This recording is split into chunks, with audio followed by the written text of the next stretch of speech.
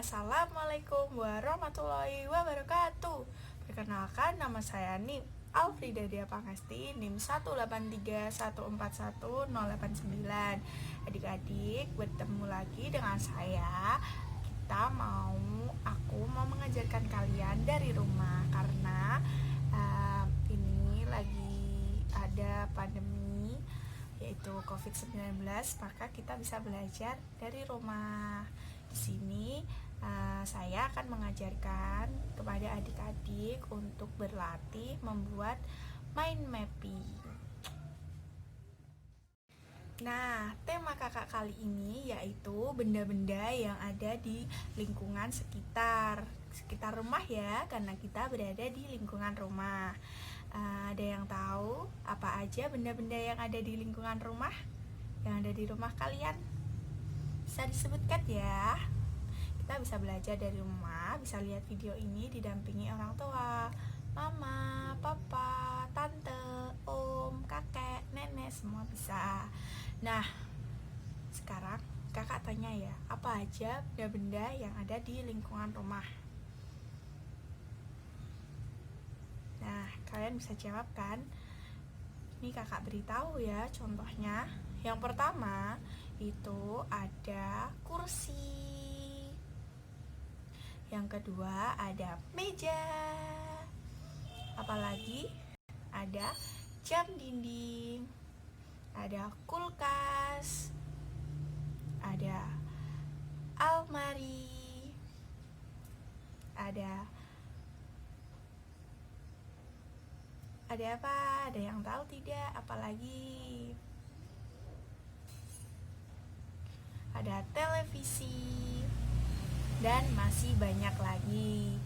Nah, adik-adik semuanya, di sini kakak mau ajarin kalian buat mind mapping.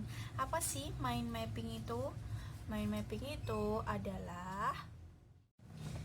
mapping adalah sebuah peta pemikiran. Nah, berhubung kita membahas tentang benda-benda yang ada di lingkungan rumah, kita buat mind mapping mengenai benda-benda yang ada di rumah. Pertama-tama, adik-adik kita siapkan ya bahan-bahannya. Apa aja sih? Nah, yang pertama ada sebuah gambar benda yang ada di lingkungan rumah kalian. Bisa dalam bentuk cetak maupun bisa juga gunting dari koran. Lihat, seperti ini. Seperti itu adik-adik. Kemudian bahan yang kedua ada lem kertas. Lem ini berfungsi untuk menempelkan gambar-gambar ke dalam kertas yang besar. Selanjutnya ada kertas untuk menempel gambar-gambar yang akan ditempel tadi. Kertasnya bebas ya, buat apa aja, kertas apa aja yang udah ada di rumah, gak perlu kalian keluar rumah. Terus ada spidol warna-warni untuk menghias dan untuk menuliskan apa nama benda tersebut, benda yang ada di rumah dan fungsinya. Ada gunting ini berfungsi untuk menggunting gambar yang akan ditempel nanti. Yang pertama, caranya kita cari gambar benda-benda yang ada di lingkungan rumah. Nih, aku sudah punya gambar benda-benda yang ada di lingkungan rumah ya. Di sini aku punya banyak sekali gambar. Nah, kemudian kita gunting satu persatu gambar tersebut. Kita gunting ya adik-adik. Nah, setelah gambar tadi diguntingin satu persatu, jadinya seperti ini. Tarat. Ini ada gambar banyak sekali kan gambarnya.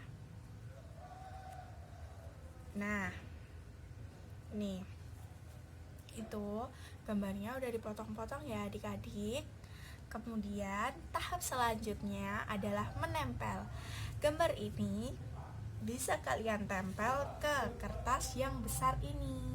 Nah, gambar tempelnya bisa sesuka hati kalian ya, mau ditempel di mana aja, boleh dihias menggunakan spidol, pensil warna atau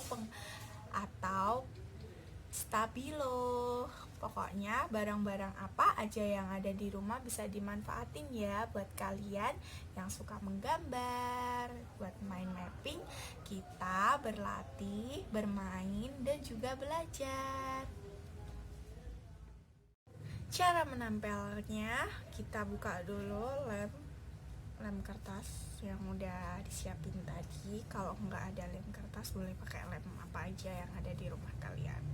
Kemudian kita kasih lem pada bagian belakangnya kayak gini, dikit-dikit aja, yang penting nanti nempel ya adik-adik, kayak gini. Kemudian kita tempel ke kertas yang besar tadi, kita tempel sini. Ini adalah judulnya, benda-benda di sekitar. Kemudian rekatkan seperti ini adik-adik.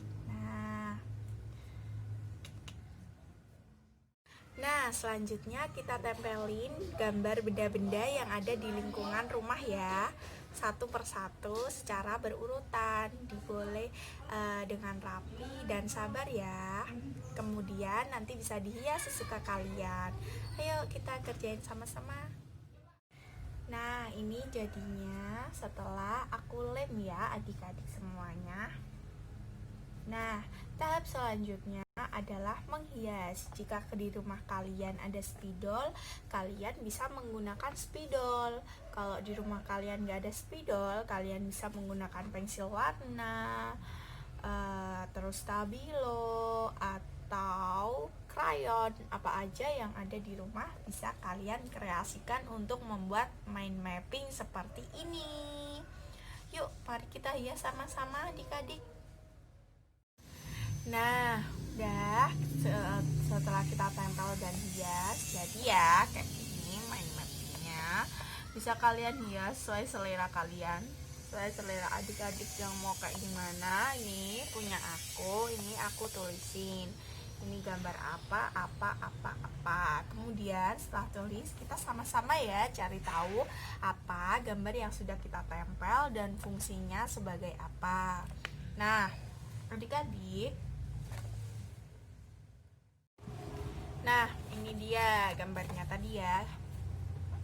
Nih, terus kita cari tahu apa gambarnya dan apa fungsinya. Nah, mulai dari sini. Nah, sini ada gambar lampu ya. Ini ada gambar lampu tidur. Nah, lampu tidur, apa fungsi dari lampu tidur? Nah, fungsi dari lampu tidur adalah sebagai penerangan jika mau tidur. Kalau kalian mau beraktivitas, nah itu bisa dihidupin lampunya. Jika mau tidur bisa dimatikan. Kalau mau tidur dengan keadaan yang cahaya yang terang bisa dihidupkan. Kalau tidak mau ada cahaya bisa dimatikan. Nah, kemudian yang kedua di sini.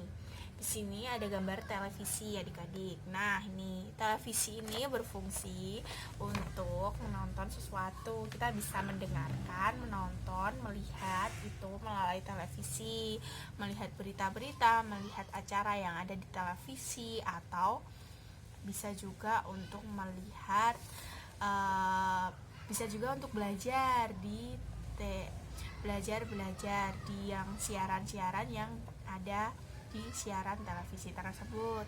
Kemudian ini ada jam dinding. Jam dinding ini berfungsi untuk kita mengetahui waktu.